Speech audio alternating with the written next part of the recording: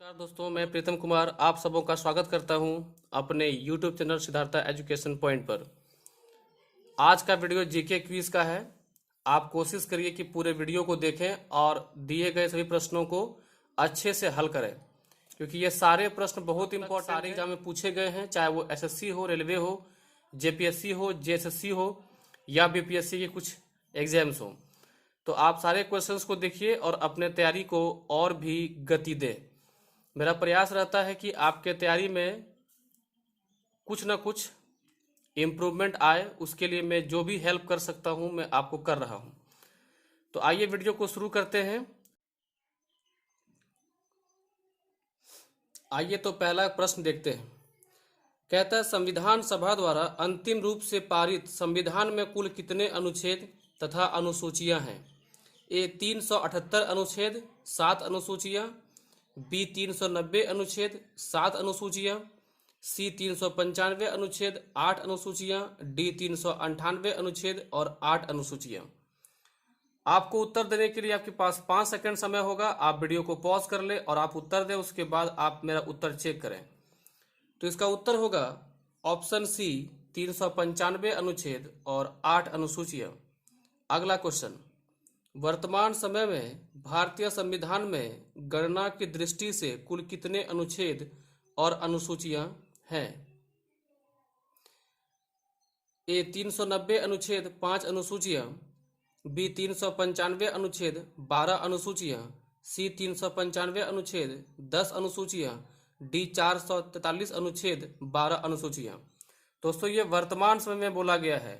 जब संविधान का निर्माण हुआ था उस समय 395 अनुच्छेद और 8 अनुसूचियां थी। इसमें और भी अनुसूची जुड़ती रही, जैसे कि 19 का ए जुड़ता है तो 51 का ए, इस प्रकार से जुड़ते जुड़ते कितनी अनुच्छेद अब तक हो चुके हैं? तो इसका उत्तर होगा ऑप्शन डी 443 अनुच्छेद 12 अनुसूचियां। ये क्वेश्चन जेपीएससी में भी पूछा गया है। अगला क्वेश्चन देखते हैं। वर्तमान समय में भारतीय संविधान में धाराओं की कुल संख्या क्या है? ए 356, बी 395, सी 404 और डी इनमें से कोई नहीं। तो इसका उत्तर होगा इनमें से कोई नहीं, क्योंकि दोस्तों अभी वर्तमान में कुल 448 धाराएं शामिल हैं भारतीय संविधान में। अगले प्रश्न की ओर बढ़ते हैं। अगला प्रश्न, संविधान के अनुच्छेद 1 में भारत को क्या कहा गया है? ए परिसंघ, बी महासंघ, सी परिसंघ प्रबल एकात्मक आधार के साथ और डी राज्यों का संघ। तो आप जानते हैं कि भारत को राज्यों का संघ कहा जाता है और यह अनुच्छेद 1 में दिया गया है। इसका उत्तर होगा ऑप्शन डी। अगला क्वेश्चन, भारतीय संविधान के किन अनुच्छेदों में नागरिकता संबंधी प्रावधान है? यानी कोई भी व्यक्ति भारत का नागरिक बन सकता है, क्या उसकी प्रावधान है या फिर क्या उसके नियम है, ये किस अनुच्छेद में दिया गया है? ए अनुच्छेद 1 से 5, बी अनुच्छेद 5 से 11, सी अनुच्छेद 12 से 35 और डी अनुच्छेद 36 से 51। तो इसका उत्तर बताइए। इसका उत्तर होगा अनुच्छेद 5 से 11।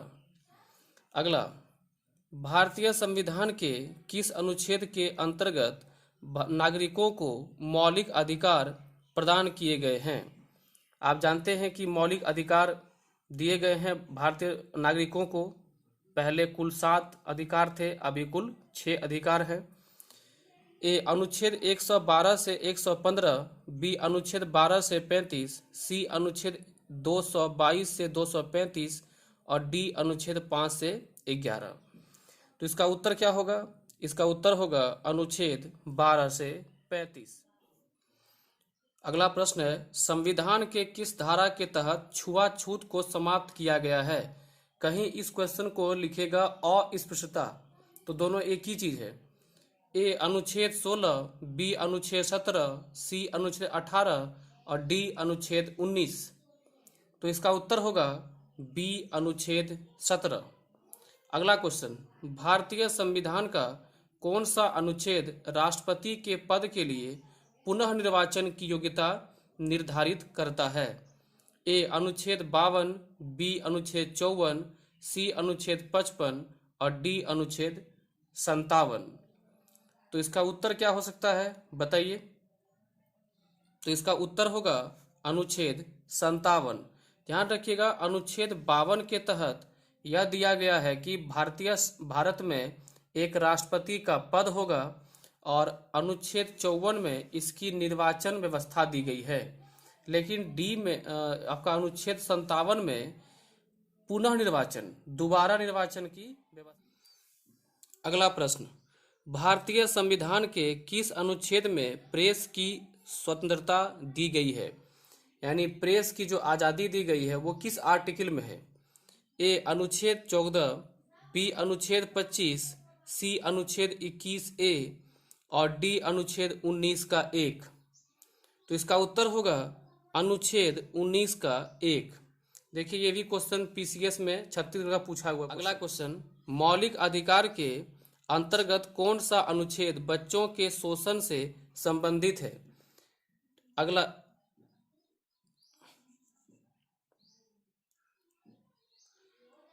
मौलिक अधिकार के अंतर्गत कौन सा अनुच्छेद बच्चों के शोषण से संबंधित है?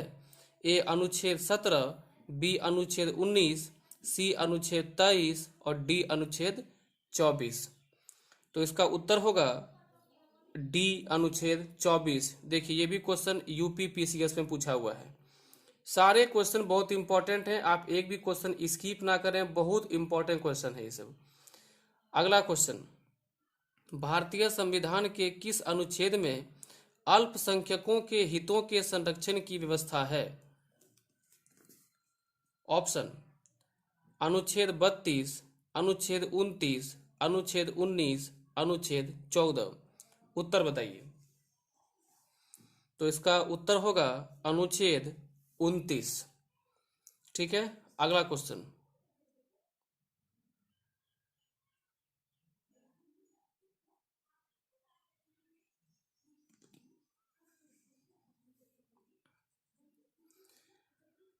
अगला क्वेश्चन है कि कौन से अनुच्छेद के अंतर्गत भारत का सर्वोच्च न्यायालय नागरिकों के मौलिक अधिकारों की रक्षा करता है? ए अनुच्छेद 74, बी अनुच्छेद 61, सी अनुच्छेद 54 और डी अनुच्छेद 32। इसका उत्तर बताइए। इसका उत्तर होगा डी अनुच्छेद 32।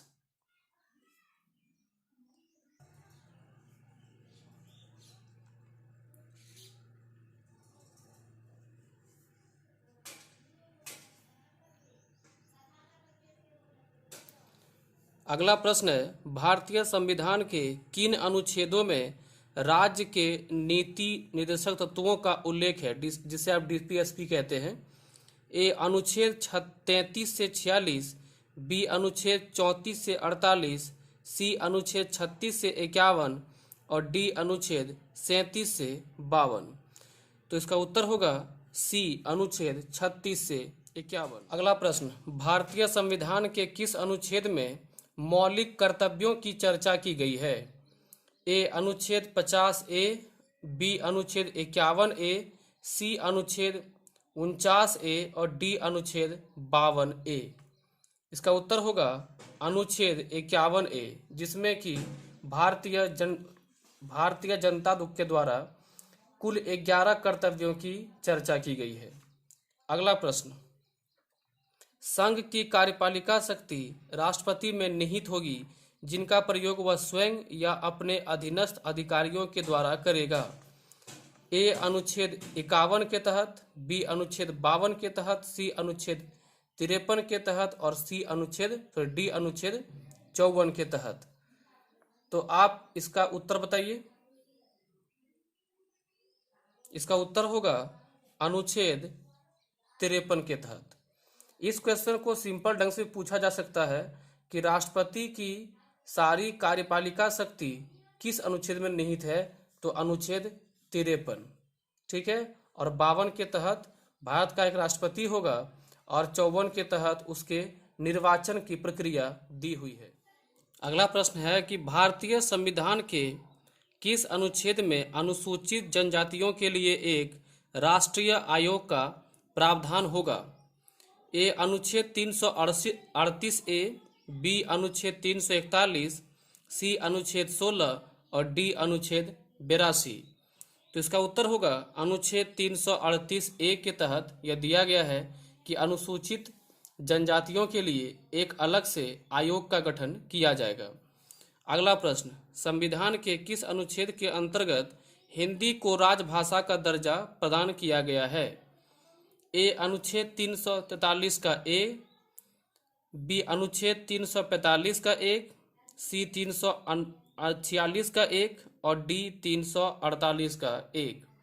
तो इसका उत्तर होगा अनुच्छेद 343 का एक, जिसके अंतर्गत हिंदी को राजभाषा या देवनागरी लिपि को राजभाषा का दर्जा दिया गया है।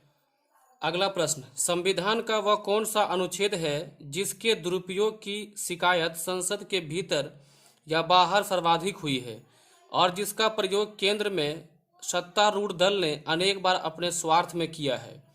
ए अनुच्छेद 352, बी अनुच्छेद 360,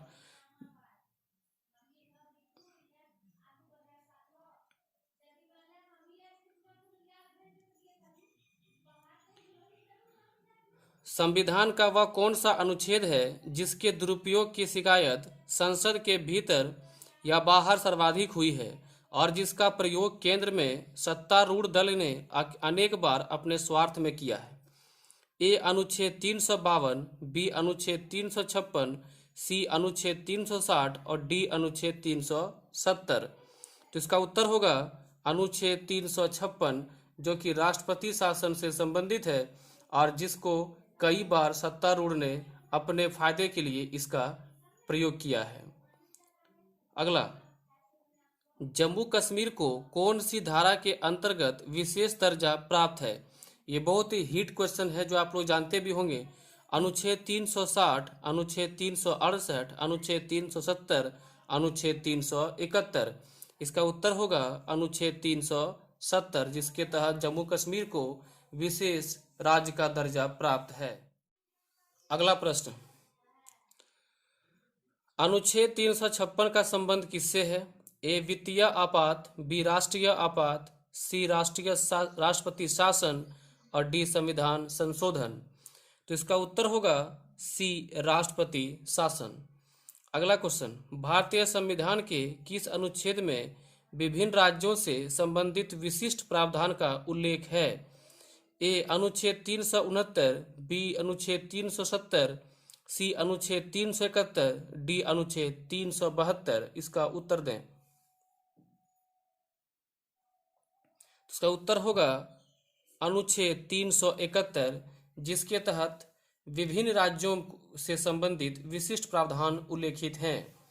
अगला, निम्नलिखित में से किस अनुच्छेद द्वारा भारत स्वतंत्रता अधिनियम 1947 और भारत शासन अधिनियम 1935 आदि के निरसन का स्पष्ट प्रावधान किया गया है?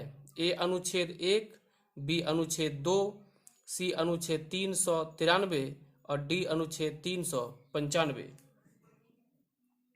तो इसका उत्तर होगा डी अनुच्छेद 395। अगला प्रश्न, भारत के संविधान के किस अनुच्छेद के अंतर्गत भारत के राष्ट्रपति पर महाभियोग चलाया जा सकता है? ए अनुच्छेद 61, बी अनुच्छेद 75, सी अनुच्छेद 76 और डी अनुच्छेद 85।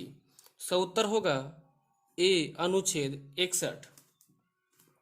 अगला प्रश्न, संविधान के किस अनुच्छेद में उपराष्ट्रपति पद का प्रावधान किया गया है?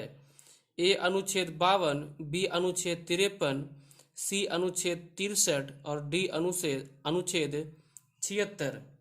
तो इसका उत्तर होगा सी अनुच्छेद 63, क्योंकि 52 में राष्ट्रपति का पद है और 53 में उसकी शक्तियां हैं और अनुच्छेद 63 में उपराष्ट्रपति पद का उल्लेख किया गया है। अगला प्रश्न, संविधान के किस अनुच्छेद के अंतर्गत मंत्रीगण सामूहिक रूप से लोकसभा के प्रति उत्तरदायी हैं? ए अनुच्छेद 73, बी अनुच्छेद 74, सी अनुच्छेद 75 और डी अनुच्छेद 76। तो इसका उत्तर होगा सी अनुच्छेद 75। भारत के मंत्रिमंडल सामूहिक रूप से लोकसभा के लिए उत्तरदायी होंगे, उसका उल्लेख अनुच्छेद 75 में किया गया है।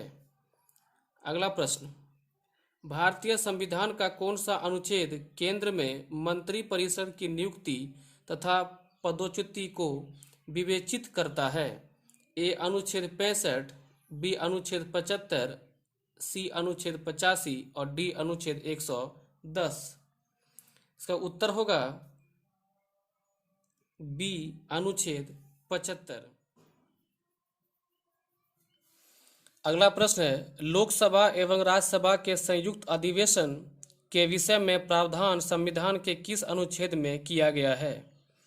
ए अनुच्छेद 105, बी अनुच्छेद 108, सी अनुच्छेद 110, डी अनुच्छेद 85। तो इसका उत्तर होगा अनुच्छेद 108 और यह बैठक बुलाने का अधिकार राष्ट्रपति को होता है। अगला, संविधान के किस अनुच्छेद में धन विधेयक की परिभाषा दी गई है? ए अनुच्छेद 103, बी अनुच्छेद 109, सी अनुच्छेद 110 और डी अनुच्छेद 124। इसका उत्तर होगा अनुच्छेद 110। और धन विधेयक को समझना बहुत जरूरी है कि कोई भी विधेयक धन विधेयक है या नहीं, इसका निर्णय लोकसभा स्पीकर करता है। और सामान्यतः वो सभी विधेयक जो संसद निधि के क्रय व्यय टैक्स से संबंधित जितने भी विधेयक होते हैं, ये सभी धन विधेयक आमतौर पर माने जाते हैं। इसका एग्जाम्पल है अभी हाल में आया हुआ जीएसटी। अगला क्वेश्चन, भारतीय संविधान का कौन सा अनुच्छेद भारत के संचित कोष से संबंधित है? ए अनुच्छेद 112 और ब्रैकेट 29, अनुच्छेद 143 का 3, अनुच्छेद 148 का 6 और इनमें से सभी। तो इसका उत्तर होगा इनमें से सभी। ये सभी आर्टिकल भारत के संचित कोष से संबंधित हैं। अगला क्वेश्चन, संविधान के किस अनुच्छेद के अंतर्गत राष्ट्रपति अध्यादेश जारी कर सकता है? ऑप्शन ए अनुच्छेद 109, बी अनुच्छेद 110, सी अनुच्छेद 123 और डी अनुच्छेद 124। ये कई बार क्वेश्चन पूछा गया है, वेरी वेरी इंपॉर्टेंट है और इसका उत्तर होगा अनुच्छेद 123।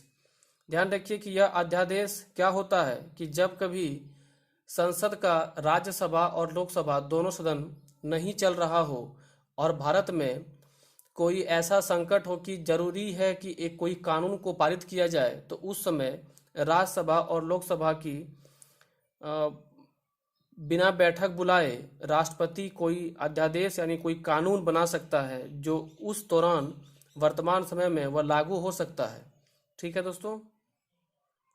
अगला प्रश्न है, भारतीय संविधान में सर्वोच्च न्यायालय तथा उच्च न्यायालय को न्यायिक पुनरावलोकन की शक्ति प्रदान की गई है, जिसका आधार है ए अनुच्छेद 13, बी अनुच्छेद 32, सी अनुच्छेद 226 और डी अनुच्छेद 368।